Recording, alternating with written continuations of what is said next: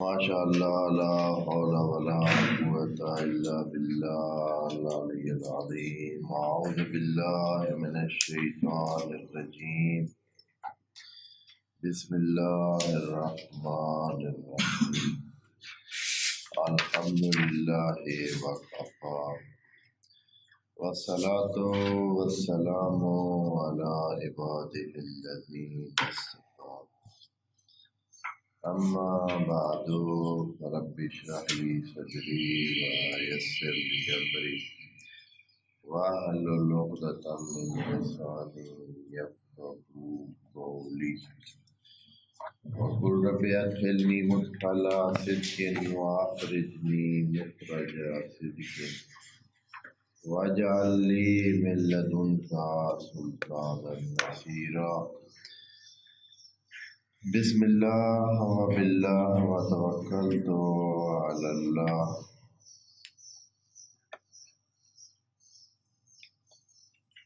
قال اللہ تبارک و تعالی فی سورۃ البقرہ آیت نمبر 164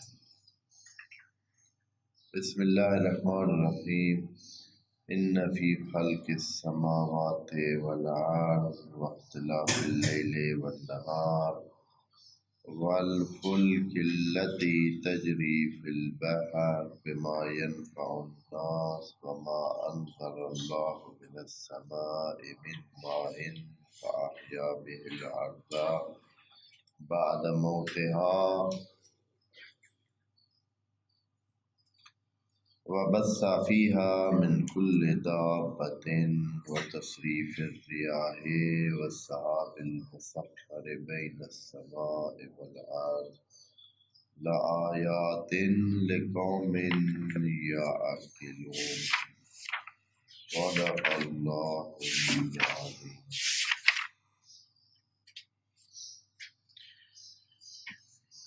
آیت نمبر 164 اس کا پچھلی آیات سے اس انداز میں تعلق ہے کہ پچھلی آیات میں رب ذوالجلال نے یہ تذکر دیا ہے کہ اے اہل کتاب اور اے مسلمانوں بلکہ اے انسانوں، اس بات میں کیا شک ہے کہ آپ کا معبود ایک ہی ہے، وَإِلَٰهُكُمْ إِلَٰهٌ وَاحِدٌ۔ یہ دو دفعہ جو الہ ادھر ذکر ہوا ہے وَإِلَٰهُكُمْ إِلَٰهٌ وَاحِدٌ، یہ نہ صرف یہ بات کہہ رہا ہے کہ آپ سب کا، آپ جو مخاطب ہے جس پہ قوم بن کے لیے آیا ہوا ہے یعنی اہل کتاب اور مسلمان، بلکہ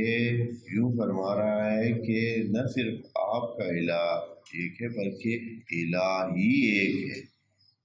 سارے جہان میں جو الہ ہے الہ واقعی وہ ایک ہے، وَإِلَٰهُكُمْ إِلَٰهٌ وَاحِدٌ، اور جو آپ کا الہ ہے، جو آپ کا معبود ہے،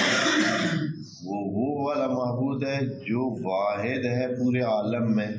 کائنات میں، ہستی میں، وجود میں، ایک ہی تو معبود ہے، پھر جھگڑنے کی، نہ ماننے کی کوئی وجہ بن نہیں رہی ہے۔ یہ جملہ مثبت کہا، پھر اسی کو منفی انداز میں کہا، لا الہ الا ہوا، نہیں ہے رب اس کے سوا، نہیں ہے معبود اس کے سوا۔ پھر تاکیدی یہ کہا کہ یہ نہ سمجھیں کہ آپ کا سب کا تو ایک خدا ہے اور اس سے ہٹ کر بھی کوئی معبود ہے، ایسی کوئی بات نہیں ہے، بس ایک یکتا الہ اس جہان میں موجود ہے۔ اس لیے ہر کوئی جو اس کی مانتا ہے اور اس کی بندگی کرتا ہے، تو ان کو آپس میں نہ ماننے والی بات، یا ہم آپ کی نہیں مانتے ہیں اور وہ کہیں ہم آپ کو نہیں مانتے ہیں، یہ ساری باتیں غیر عقلائی اور غیر عقلانی ہیں۔ جب یہ جملہ کہا کہ الہ واحد ہی سب کا معبود ہے پوری کائنات میں، اور وہ رحمان اور رحیم ہے، تو پھر سوال ہے کہ ایسا پیدا ہوتا ہے، ذہن میں آتا ہے، یا یہ ہے کہ اگر آپ کو پتہ نہیں ہے کہ وہ الہ جو واحد ہے اور ایک ہے، اور وہی ایک ہی معبود جہان میں اور کوئی معبود نہیں ہے، تو نمبر ایک وہ ہے کون، نمبر دو اس کے واحد ہونے کی آپ کے پاس کیا دلیل ہے کہ آپ کہہ رہے ہیں کہ وہ ایک ہی ہے، ایک ہی الہ ہے۔ ہو سکتا ہے کائنات میں اور بھی الہ ہوں، ہو سکتے ہیں ہمیں معلوم ہی نہ ہو، پتہ ہی نہ ہو، اور بھی الہ ہوں۔ تو یہاں اس کے جواب کے لیے کہ آپ مطمئن ہو جائیں کہ الہ ایک ہی ہے اور دوسرا ہو سکتا ہی نہیں ہے معبود کوئی، کیا ہے دلیل؟ تو فرماتا ہے یہاں اگلی آیت نمبر 164 میں کہ آپ اپنے سامنے، اپنے ان جو حسی اعضاء ہیں ان کے سامنے جو کچھ آپ کو موجود نظر آ رہا ہے، اس پہ ایک سرسری نگاہ ڈالیں۔ یہ سرسری نگاہ ہے، ایک سرسری نگاہ ڈالیں، آنکھیں کھولیں اور دیکھیں کہ آپ کو کیا نظر آ رہا ہے۔ جب انسان آنکھ کھولتا ہے تو جو سب سے پہلے مناظر نظر آتے ہیں، جو بڑے مناظر نظر آتے ہیں، وہ آسمان ہے، زمین ہے، اگر بادل ہو تو وہ ہے، اگر کوئی زندگی نظر آتی ہے، اور جب زندگی نظر آتی ہے تو زندگی کے ساتھ موت کا تصور خود بخود چلا آتا ہے۔ انسان کو یہ جب آبادی نظر آتی ہے کہ زمین اگتی ہے تو پانی کا تصور آتا ہے، پھر یہ کہ پانی کدھر سے آتا ہے، اور یہ ساری باتیں، پھر اور اس سے بڑھ کر اگر دن کا ٹائم ہو تو انسان کو یہ ہوتا ہے کہ یہ دن ہوا ہے، کس نے روشن کیا ہے، کیسے روشن ہوا ہے، اگر رات ہو تو پھر یہ بھی ہوتا ہے کہ یہ رات کیسے بنی۔ بالکل موٹی موٹی باتیں، یعنی ایسی باتیں کہ کوئی ان سے مفر نہیں کر سکتا ہے کہ وہ کہے کہ مجھے سمجھ نہیں آئی، مجھے پتہ نہیں چلا، مجھے نہیں دکھائی دے رہی۔ یہ جو بات آپ کہہ رہے ہیں یہ کدھر ہوتی ہے؟ پورے عالم میں، پوری کائنات میں۔ اور مزے کی بات ہے کہ وقت کے لحاظ سے بھی کوئی لمٹ نہیں ہے اس کی۔ وہ پہلا انسان جو ہے جو اس زمین پر آیا، اس نے بھی یہی منظر دیکھا، اور آج کا انسان بھی یہ منظر جو اس آیت میں موجود ہے یہ اس کے سامنے ہے۔ یعنی یہ ہے کہ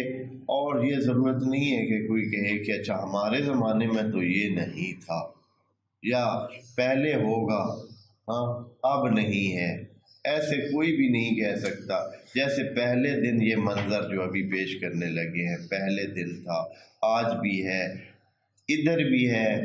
ادھر بھی ہے، ادھر بھی ہے، جدھر بھی کوئی انسان روئے زمین قائم ہے تو اس کو یہ منظر، یہ دلیل، یہ جو تصدیقانہ بات ہے یہ سب کے سامنے ہے، چھوٹا ہے تب بھی، بڑا ہے تب بھی۔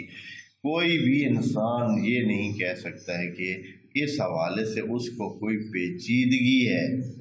ممکن ہے کہ ڈیٹیل کے چھوٹے مسائل میں ہے تو ساری آیات الہی، لیکن وہ چھوٹے مسائل ممکن ہے انسانوں کی سمجھ سے بالا تر ہوں، ان کی آنکھوں سے گزرے نہ ہوں۔ مثلا فلاں فروٹ یا فلاں پھل یا فلاں کھانا یا فلاں جو چیز اگتی ہے اس کی تعریف اللہ اگر فرماتا تو ممکن ہے کہتا ہے کہ ممکن ہے ہمیں سمجھ نہیں ہے تو وہ کس چیز کی بات کر رہے ہیں، لیکن یہ جو بات کر رہے ہیں یہ ایسی ہے کہ بالکل کوئی انسان یہ نہیں کہہ سکتا ہے کہ اس چیز کو وہ نہیں پہچانتا ہے جو یہاں ذکر ہو رہی ہے۔ کیا ہے اس الہ واحد کی پہچان کے لیے اللہ تعالیٰ اس آیت میں بہت مزیدار اور بہت ہی عقلانی اور منطقی دلیل فرماتا ہے، کہتے ہیں کہ ان فی خلق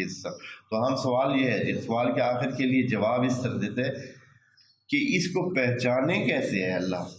الہ واحد کی آپ بات کر رہے ہیں کہ لا الہ الا هو الرحمن الرحیم، نہیں ہے سوائے اس رحمان الرحیم کے کوئی معبود، تو وہ ہمیں کیسے پتہ چلے کہ وہ رحمان الرحیم کون ہے، اس کی کیا علامت ہے؟ تو یہاں یہ ساری لسٹ گن کر آخر میں آیت کے آخر میں 164 نمبر آیت کے آخر میں ہے لآیات لقوم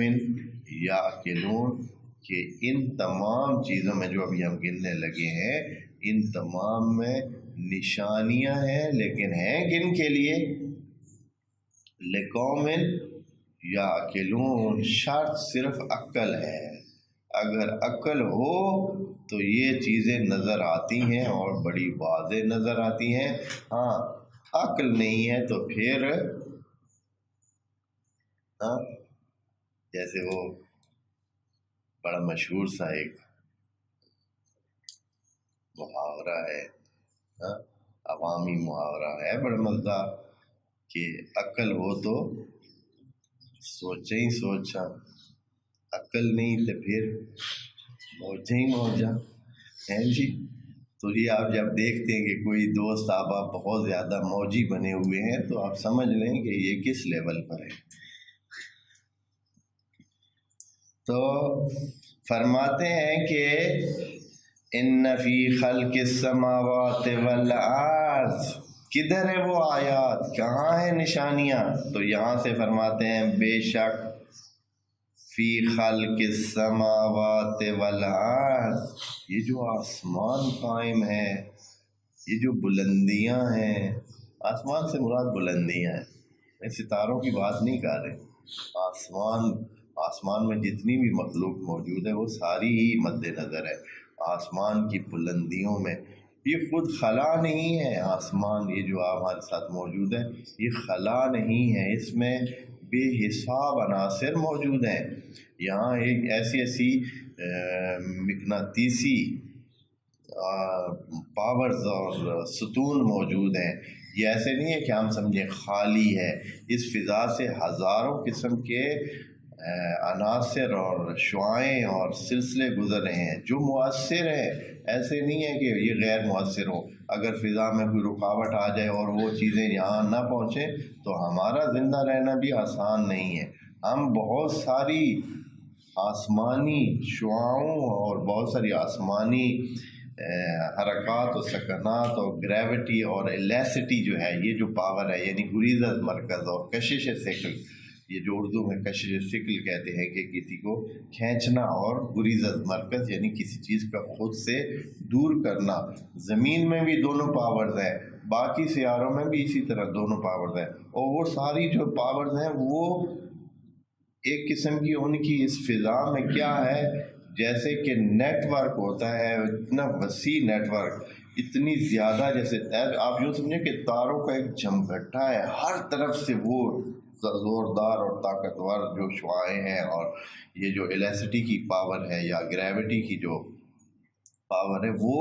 آپس میں کیا کر رہی ہیں، وہ ایک دوسرے کے ساتھ اس انداز میں اثر انداز ہو رہی ہیں کہ یہ جو بیلنس ہے جہان کا یہ قائم ہے، زمین کا بیلنس قائم ہے، زمین اپنے اس خاص دائرے میں پھر رہی ہے، اور یہ نہیں کہ یہ اپنی جگہ سے تھوڑی سی 2 انچ اوپر ہو جائے، ادھر ہو جائے ادھر ہو جائے، نہیں، جو خاص دائرہ ہے اسی میں ہی پھر رہی ہے، اور بالکل بیلنس جیسے ہوتی ہے اگر کہیں تھوڑا سا بھی فرق پڑ جائے، ابھی مثال کے طور پر اگر زمین تھوڑی سی جو ہے وہ اپنی جگہ سے ہل کر سورج کی طرف کھنچ جائے، سورج کے قریب تر ہو جائے تھوڑی سی، اب تھوڑی سی ہونے سے ہی ساری چیزیں بسر ہو جائیں گی اور زمین کے اوپر موجودات جل جائیں گی۔ جیسے ابھی کہہ رہے ہیں کہ ابھی کتنے درجے بڑھنے کا خطرہ ہے، ابھی 1-2 درجے، صرف 1 درجے کا کہہ رہے ہیں کہ لائے اوزون جو درمیان میں بیلنس اللہ نے قائم کیا ہوا ہے وہ فلٹر کا، وہ متاثر ہوا ہے انسانوں کی خرابیوں کی وجہ سے، انسانوں کی بد حرکات کی وجہ سے، انسانوں کی امبیلنس مس یوز کی وجہ سے جو زمین سے یہ کر رہا ہے اور بے جا قسم کی گندگی پھیلا رہا ہے اور پولوشن ایجاد کر رہا ہے، اس کی وجہ سے وہ جو فلٹر لگا ہوا ہے گیسوں کا، وہ فلٹر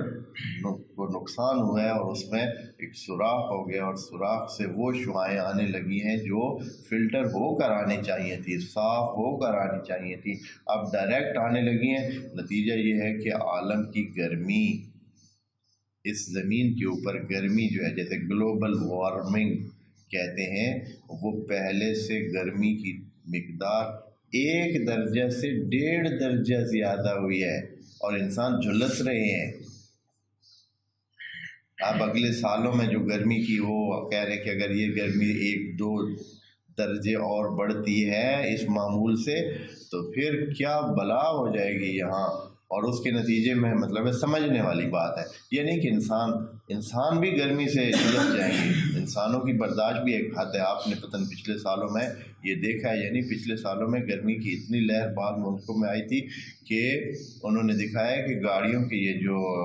لائٹوں کی پلاسٹک ہوتی ہے یہ بھی پگھل گئی تھی، سڑکوں پہ لگے ہوئے اشاروں کے وہ جو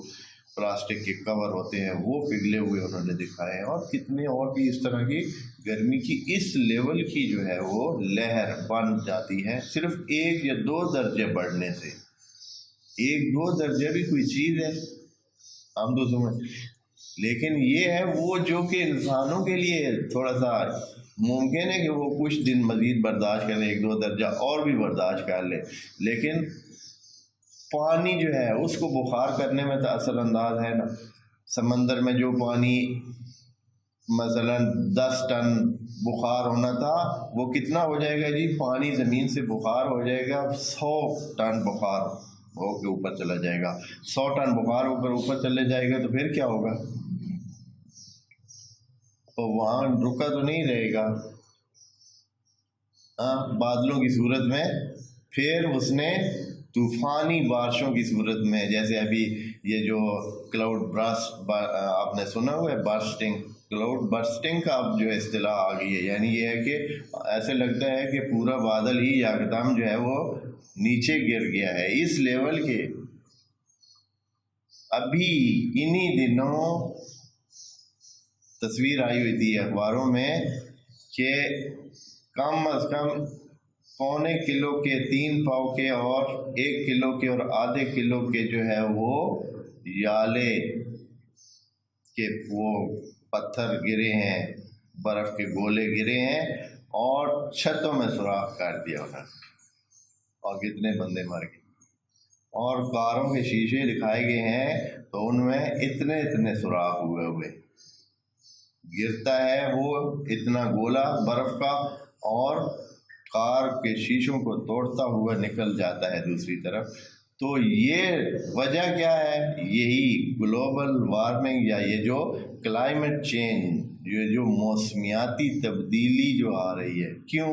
انسان نے اس بیلنس کو خراب کیا ہے جو اللہ تعالیٰ نے فکس کیا ہوا ہے۔ دیکھیں فرماتے ہیں ان فی خلق السماوات والارض، یہ جو سماوات اور ارض ہیں یہ بڑے ہی بیلنس بنے ہوئے ہیں، یہ جو انسان کو زندگی کرنے کی مہلت مل رہی ہے، یہ جو زندگی کرنے کے اسباب پیدا ہو رہے ہیں، یہ اس بیلنس کی وجہ سے ہیں، اور اس بیلنس کو برقرار رکھنے والا پہلے تو پیدا کرنے والا چاہیے، پھر اس بیلنس کو برقرار رکھنے والا چاہیے۔ واختلاف اللیل والنہار، یہ جو رات اور دن کا فرق ہے،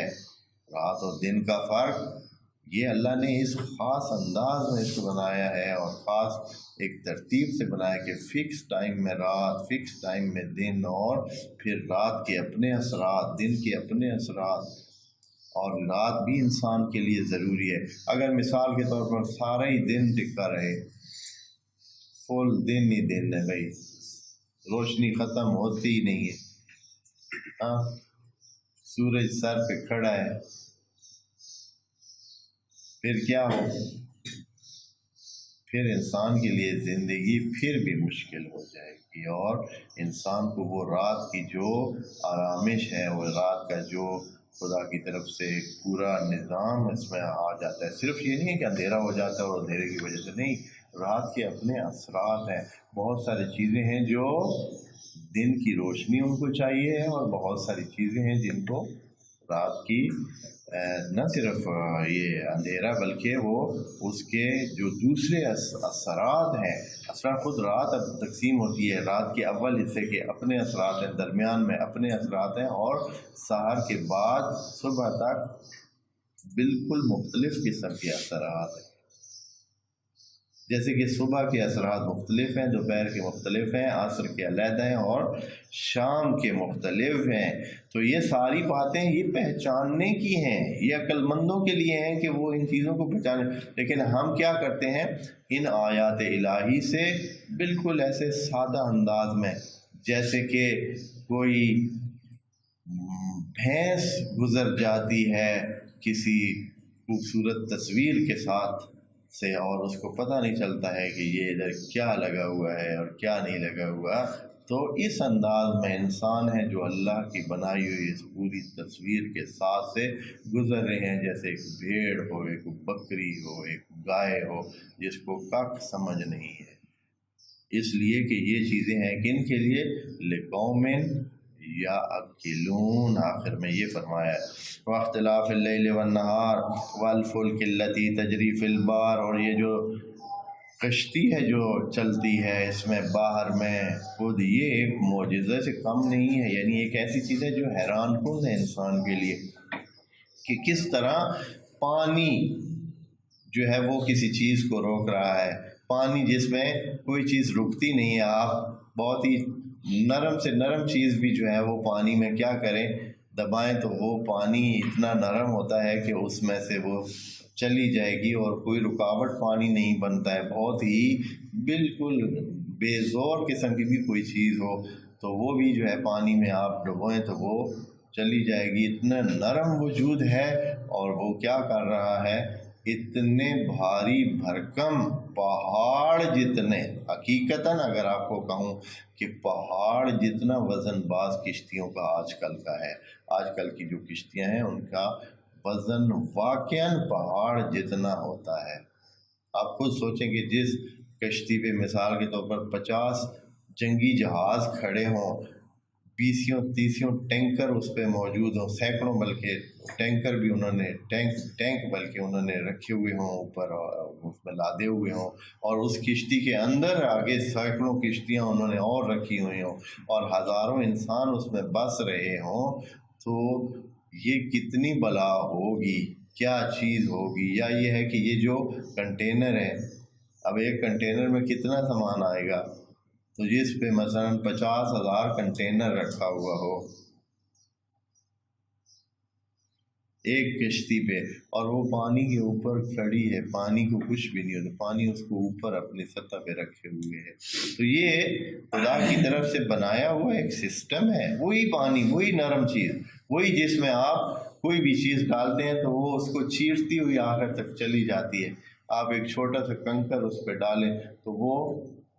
اوپر نہیں رک سکتا ہے، وہ چلا جائے گا نیچے، لیکن اسی پانی میں جب کشتی ایک خاص انداز میں بنتی ہے تو وہ کیا ہے، وہ اسی کے اوپر رکی رہتی ہے، اور کیا ہوتی ہے، سامان کو ادھر ادھر لے جانے میں۔ ابھی بھی حیران کن بات یہ ہے کہ اللہ نے کشتی کو وسیلہ سفر قرار دیا ہے، وسیلہ انتقال سامان، یعنی لوگوں کے نفع کی چیز ہے، لوگوں کے نفع کی چیز ہے یہ کشتی۔ اس وقت بھی دنیا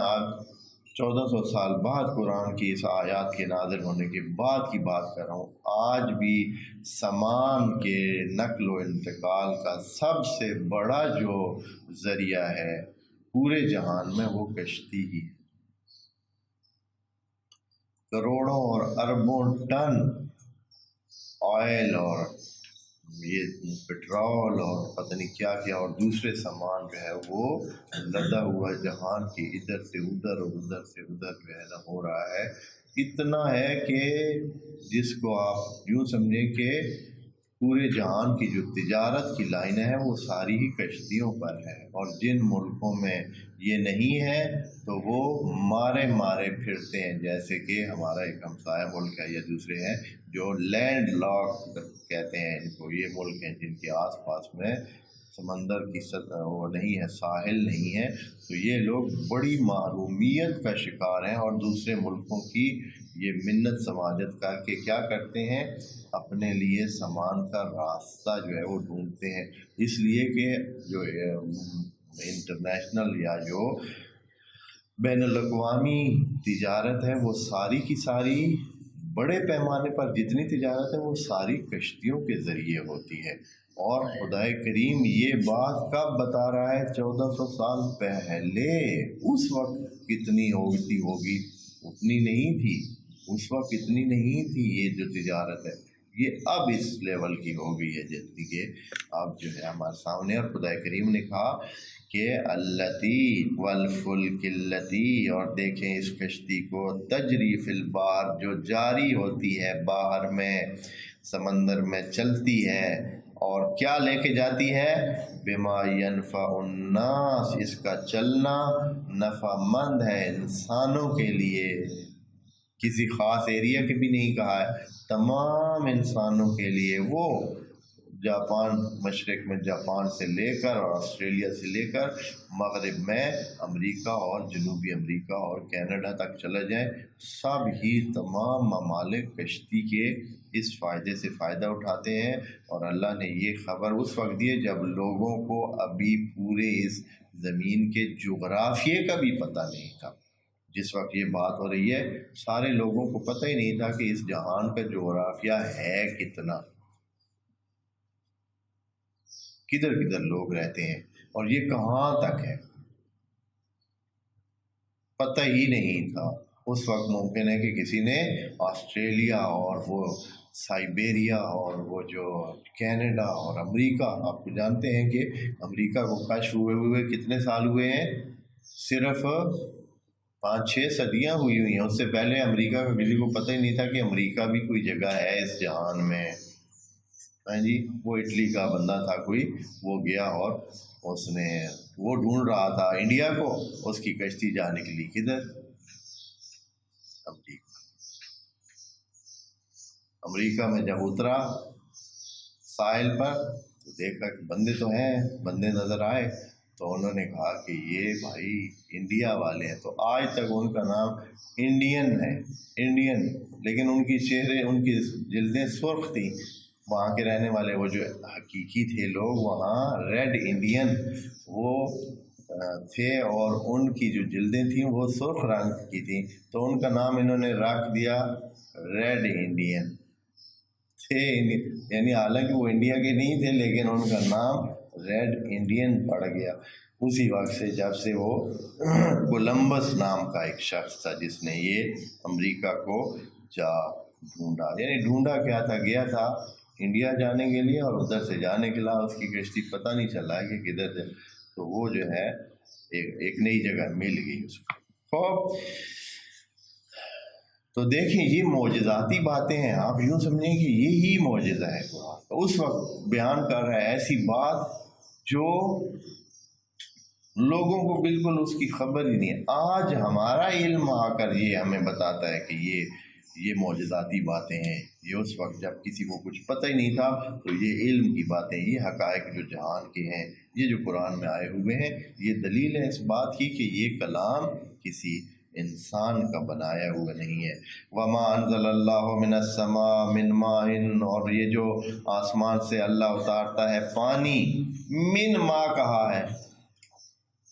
پانی میں سے کچھ اتارتا ہے، اس کا مطلب یہ ہے کہ کچھ پانی اتارتا ہے من مائن، ماں میں سے کچھ اتارتا ہے. یہ شاید ہر جگہ کے لیے ہو کہ یہ جو آپ کے حصے میں ہے یہ من ماں ہے جی، سارا تو نہیں اتارتا ہے. یا یہ ہے کہ پانی کی یہ قسم اتارتا ہے. پانی کی قسمیں ہیں لیکن یہ جو پانی آسمان سے اترتا ہے یہ ایک قسم، شاید یہ مراد ہو سکتا ہے ابھی یا بعد میں پتہ چلے کہ یہ بھی کوئی اور لمبی بات ہے اس میں. اس لیے کہ آسمانوں میں خود جو ہے وہ دریا بن جاتے ہیں. یہ جو آسمانوں میں اتنا پانی رکا ہوا ہے، کتنا پانی ہوگا بھائی؟ دریاؤں جتنا پانی آسمانوں میں رکا ہوا ہے. عجیب بات ہے. من ماء فاحیا بہ الارض، اور اس میں کیا ہے؟ زندگی پیدا ہوتی ہے زمین میں. زمین مردہ ہو جاتی ہے، پہلے پانی سے زندہ ہوتی ہے، پھر پانی آہستہ آہستہ زمین کا خشک ہو جاتا ہے. خشک دو طریقوں سے ہوتا ہے کہ پانی یا تو زمین نیچے جذب کر کے نیچے لے جاتی ہے اور پھر آخر میں کسی طرح سمندروں تک وہ پانی پہنچ جاتا ہے، یا ادھر ہی کھینچ لیا جاتا ہے، یا پھر یہ ہے کہ بخارات کی صورت میں آسمانوں کی طرف اڑ جاتا ہے. زمین کی جان پانی ہے، پانی نکلا تو زمین مر گئی، اور جیسے ہی مری پھر اگر پانی پہنچا تو جی لے گی، اگر نہ پہنچا تو مری پڑی رہے گی. اللہ پھر انتظام کرتا ہے اس کو جلانے کا اور پھر سے پانی بھیج دیتا ہے. فاحیا بہ الارض بعد موتہا، اس کی موت کے بعد. وبث فیہا من کل دابۃ، اور اللہ نے پھیلا دی ہیں من کل دابۃ، ہر دابہ میں سے کچھ. یہ بھی اللہ کیا، اللہ فرمایا کہ کچھ دابہ ہم نے پھیلائے. من کل دابۃ، دابہ کیا ہوتا ہے؟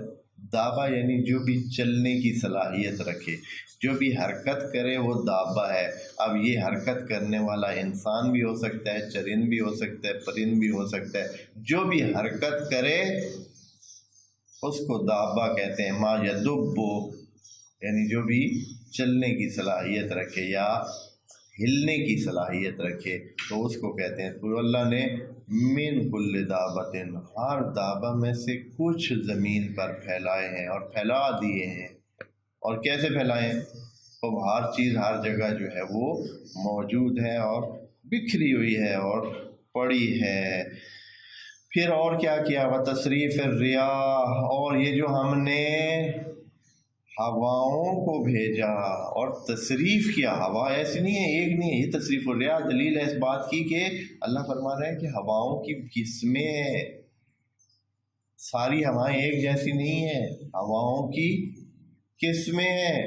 جو پکانے والی ہے، یعنی اس کو اپنے اناج کو اور پھلوں کو پکانے والی ہوا اور ہوتی ہے، اور وہ ہوا جو مذکر درختوں سے ان کے بیجوں کو منتقل کرتی ہے مؤنث درختوں تک، وہ ہوا اور ہوتی ہے. سردی لانے والی اور ہوتی ہے، گرمی لانے والی اور ہوتی ہے، جو بارشیں لانے والی ہوا ہوتی ہے وہ اور ہوتی ہے. ساری ہوائیں سارے کام نہیں کر سکتی ہیں. ہوائیں تصریف ہوتی ہیں، تصریف یعنی تبدیل ہوتی ہیں، مختلف ہوتی ہیں. ساری ہوائیں مختلف ہیں، واقعاً ایسے ہے. یہ نہیں کہ بس طوفان آئے تو بھی وہی کام کرے جو صبح کی نسیم کام کرتی ہے. ہاں، صبح کی باد صبا جسے کہتے ہیں، اس کا اپنا کام ہے، طوفان کا اپنا کام ہے، اور جو گرمی کی لہر لانے والی ہے وہ اپنا کام کرتی ہے. بڑی عجیب و غریب ہواؤں کے بارے میں، خود صرف ہواؤں کے بارے میں ہی کوئی جو ہے وہ تحقیق کرے تو اچھی خاصی جو ہے وہ بات بن جائے. وتصریف الریاح، اور یہ تصریف کا کام کون کرتا ہے؟ کون؟ مختلف ہوائیں. ہاں، شمال سے چلنے والی، جنوب سے چلنے والی، مشرق سے، مغرب سے. بڑی عجیب ہے. جو جنوب سے ہوائیں آتی ہیں ان کا اور سلسلہ ہوتا ہے، جو شمال سے آتی ہیں ان کی اور اثرات ہوتے ہیں. اور اللہ کیا کرتا ہے کہ ایک طرف اس کے نہیں، وہ یہ نہیں ہے کہ اللہ کے وہ جو سسٹم ہے وہ ایک سائڈ پہ لگا ہوا ہے کہ بس ادھر سے ادھر ہی ہے. نہیں، کبھی آپ دیکھیں گے بھائی ہوا ادھر سے کبھی ادھر سے کبھی ادھر سے، کبھی پتہ ہی نہیں چلتا، کبھی وہ جو مرغا نہیں ہوتا اوپر وہ جو ہوا کی وجہ سے پھرتا ہے، ہاں وہ بھی چکرا جاتا ہے کہ اب میں ادھر پھروں یا ادھر پھروں ہاں وہ بیچارہ چکراتا رہتا ہے۔ تو اس طرح کہتے ہیں کہ وَتَصْرِيفِ الرِّيَاحِ وَالسَّحَابِ الْمُسَخَّرِ بَيْنَ السَّمَاءِ وَالْأَرْضِ، اور اگر آپ کسی کو اور کچھ نہیں نظر آتا ہے تو کم از کم انہی بادلوں کو ہی دیکھ لے کہ یہ جو اتنا بڑا وزن، پانی ویسے کسی چیز پر رکتا ہے؟ ہاں پانی نہیں رک سکتا، جیسے پانی نرم ہے کہ اس میں کوئی چیز ایسے داخل کرے تو داخل ہو جاتی ہے، خود پانی کی بھی حیثیت یہ ہے کہ وہ بھی کسی چیز سے رکتا نہیں ہے، وہ بھی کسی آپ چاہیں کہ ایسے ہاتھوں پہ پانی کو ٹیک لے، یہ نہیں ہو سکتا ہے۔ ہاں پانی بہت معمولی سا آپ اپنی تلی پہ روک لیں تو اور بات ہے، ویسے پانی کو آپ ایسے دونوں ہاتھوں سے ٹیکنا چاہیے کہ اچھا پانی کو روکتے ہیں تو نہیں روک سکتے ہیں، یا یہ ہے کہ اس قسم کی چیز نہیں ہے کہ پانی کو آپ اس طرح کرتے، لیکن وہی پانی بغیر کسی ٹیک کے آسمان اور زمین کے درمیان معلق ہے، رکا ہوا ہے۔ کتنا پانی ہے یہ بھائی؟ سمندر ہے، یوں سمجھیں سمندر جتنا پانی ہے اوپر، کم پانی نہیں ہوتا ہے۔ اگر بارش 2-4 گھنٹے صحیح سے جل تھل ہو کر چل جائے تو سارے شہروں کو، ساری آبادیوں کو، ساری زمینوں کو کیا کر دے گی؟ بالکل بھر دے گی۔ اور ابھی کہیں بعض اوقات ایسے ہوئے، کچھ ایسے گھنٹہ 2 ہی بارش ہوئی ہے پر یہ کر دیا ہے کہ سارے گھر تک اور لوگوں کے جو ہے وہ پانی میں دھنس کے رہ گئے ہیں، اور اتنا پانی ہو گیا ہے کہ سمجھ نہیں آ رہی ہے کہ یہ پانی اتنا کیسے آیا ہے، اور اتنا پانی کہاں سے آ رہا ہے، کون روکے ہوئے اوپر اس کو؟ انہی بادلوں میں موجود ہے، اور یہ اللہ اس پر اپنی وجود کا جو ہے وہ دعویٰ فرما رہا ہے کہ یہ کسی اور نے نہیں روکا ہوا، یہ ہم نے روکا ہوا ہے آسمانوں اور زمین کے درمیان۔ والسحاب، اور یہ جو بادل ہیں، المسخر بین السماء والارض، جو مسخر ہیں یعنی کنٹرول میں ہیں، مسخر ہیں، یہ نہیں ہے کہ یہ ان کی واگے نہیں ہیں اور بے مہارے ہیں اور کوئی ان کو کنٹرول کرنے والا نہیں، یہ مسخر ہیں، یعنی اللہ کے فرمان بردار ہیں، اور جیسے اللہ حکم دے گا اس کے مطابق یہ اپنا کام کریں گے۔ لآیات، یہ جواب ہے اس کا، ان فی خلق السماوات والارض، یہ خبر ہے اس کی، کیا ہے جی؟ فی خلق السماوات لآیات لقوم، یہ پہلے لآیات یہ کیا ہونا چاہیے؟ اسم ہونا چاہیے اس کا، ان کا، ان آیات فی خلق السماوات والارض، جو جانتے ہیں عربی اور نحو کے قاعدے جانتے ہیں تو یہ کیا ہے؟ اس میں مؤخر ہے اس کے لیے جو کہ فی خلق السماوات والارض، اور دوسری جتنی بھی اس پر عطف ہوئی ہوئی جو سلسلے ہیں یہ سارے اس کا حصہ ہیں، یہ ہیں اس کے خبر اور یہ اس کا اسم ہے۔ لآیات، یہ جو ہے آیات ہیں اس میں، کس کے لیے؟ لقوم یعقلون، لیکن ہے صرف ان کے لیے جو عقل کریں، تو عقل ہو تو بہت کچھ ہے، اور اگر عقل نہ ہو تو جی بالکل گائے بھینس اور بھیڑ جیسی صورتحال ہوگی انسان کی کہ وہ کچھ بھی اسے دکھے گا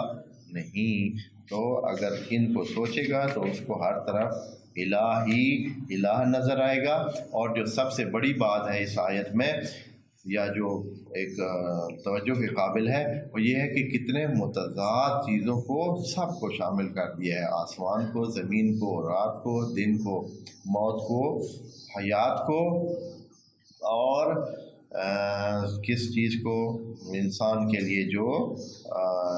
نفع کی بات ہے اس کو، یہ ساری چیزیں اس میں ذکر کر دی ہیں، اور عقل کی طرف انسان کو دعوت دی ہے کہ عقل سے کام لو اے بندے خدا، اور جانو کہ اس ساری چیزوں میں کیا ہے، ہم آہنگی ہے۔ جو سب سے بڑی بات یہ ہے کہ یہ اتنی متضاد چیزیں اور اتنی متخالف چیزیں اور مخالف چیزیں، اور ساری اس میں کیا ہے، زمین و آسمان کو آپس میں کیا کیا ہوا ہے، بیلنس کیا ہوا ہے، ہواؤں کو بیلنس کیا ہوا ہے، پانی کو بیلنس کیا ہوا ہے، اور دن رات کے آنے نے بھی ان تمام چیزوں میں اپنا کردار کیا، اور بڑی بیلنس اور بڑی متوازن قسم کی زندگی انسان کو دے رکھی ہے۔ تو یہ جب ساری چیزیں اتنی متوازن ہیں تو اس کا پتہ چلتا ہے کہ جو اس سب کے کرنے والا ہے وہ دو نہیں ہو سکتے۔ اگر دو کا کام ہوتا تو آپس میں کبھی بھی ان کا جوڑ نہ ملتا، یہ بیلنس اس طرح نہ ہوتا۔